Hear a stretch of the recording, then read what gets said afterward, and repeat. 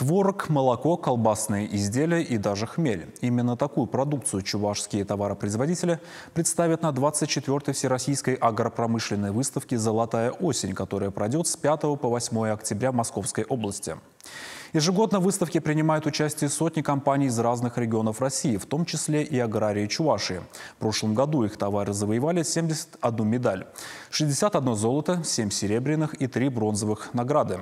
Сейчас свое участие в выставке уже подтвердили крупные производители мясной, молочной, хлебобулочной продукции, птицефабрики республики.